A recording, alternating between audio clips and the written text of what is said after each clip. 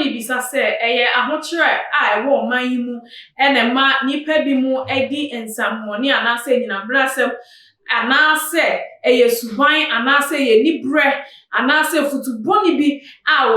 ebi mu ede ma omfefo ene ma ede ensemsem we nyina eba na me ka we ya na me ka akosi eye abrantie bi wode wono ankasa ne ba ade akwakoji sikedru a chese ensem ni enchiremu a enyina ne se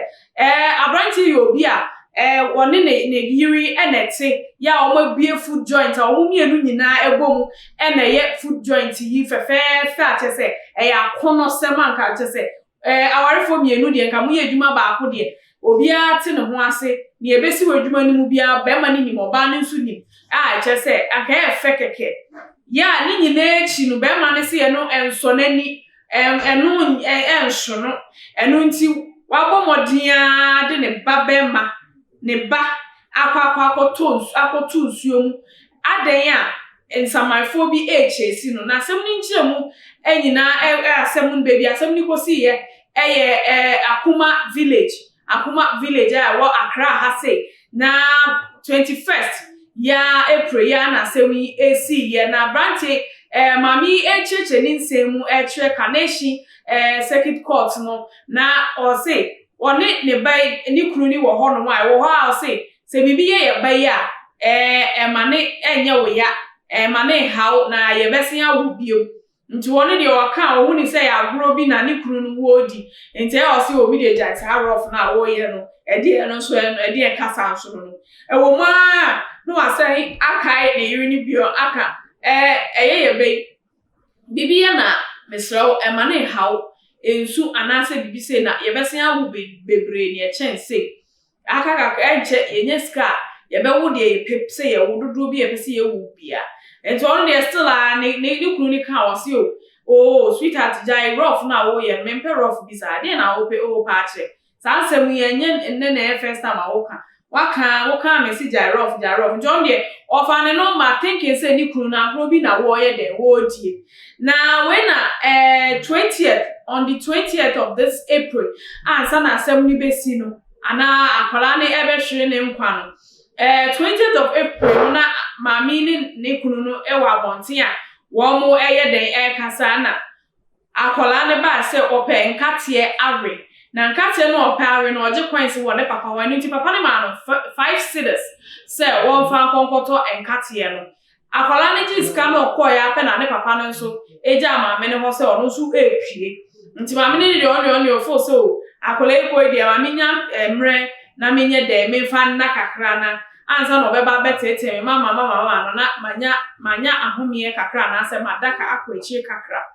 nti ono de woto ho no daaye ewo abonti so oje mframa na ninde ni mu na o ha oti se omutietie mu frefre no efrefre no oti nani ade asem o se wukunu na watu wo ba na tu nsuo mu wo ho no no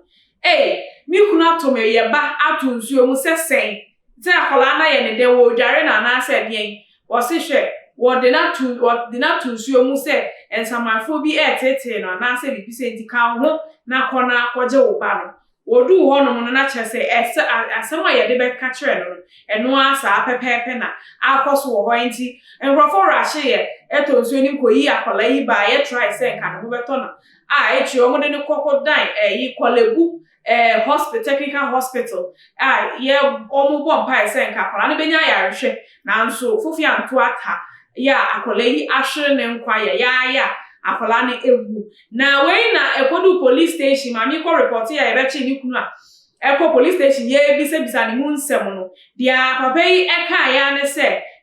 wakwa kojoin ne wokoti bi eno nso ye bisa police ni no se bisa police ni bisa na yere ne ese woni mu se ni kunu ewo okoti bi mu ana wo si an na ni kunu no wo ye yahoo bi na ebia ono de onim se o ka che na mbre bi so o frame kakra ba enti no frame no of course frame mu no ebia edubre bi ese so ma sacrifice ni ye nipa enti en se enu nti na ni kunu no ede yi akola no akwakoje ebisa papa no se an na ensamanfo bi tete no enti no na ese so ode ne ba no ekona onya na sumdwe ene ni sika na chese akwala ne kwakra mpo hu hia no bone na wo kodi ne hu hia no na momono ne hu ahotoye ene ne botom sika obenye gu ne botom de aye masem aye ntehu na ebe yakra ne se sika ne ba bebre kra ka obaye ya wa ma akwale obaye childless sesiye anka wono kra na obedi ne ni kesi sanse ma kesi obefa edi sika na mo mo edi no ko ba ne kra otem no kra o need to draw sa ya se niya enti a wo ye ne ba ne sa no wo cotism penino tete no ne nsamanfo obi ni ahohu bi tete into open ahoto eni ni sika no se be increase na aba enti na so ode ne ba no ekoje onim se wo te wo no obetimi asan ya obi na bibisa se wo pe wa hoto a increase wa ana na wa fa o nipa bia ni beebi ankwa akoje se bia won sa na wo hwe ana wa so wo tekrema na se wo gwaku ntini na wo ma kola innocent child no aba wi ase afi no ba be go ne bra eba entra ni wi ase na wo mbo ne bra hu ne daache ade na se nipa kum wo we enye nipa de kete se nipa kum ada ne se de nsu kom de wo na wo pe nsu anu egu waduane a wadi so na wo ato enno sa na nipa kum aye ama nipa as I say aban di na ne nan esi fom pa e wo se sa okotefo ni fraudfo ni na keka ho na wo mu shi nipa bi mu ase they are taking the life of great people in this country sa ngola ya mukunkum omo ne nkrofo mukunkum omo nyina no obia won role to play and so what cut your roles in life short amodi omo akwaje mu mani je ne wahoto so nti it's never done a very wrong cry wo aso wo hwe na waso wo sika pebi ana wani je bia fa wa woni pedua baby na fa kwaje ne ja obi innocent people no mo ntino mo baby no man so ma o se kona kwaje wo sika bia mesra mo pa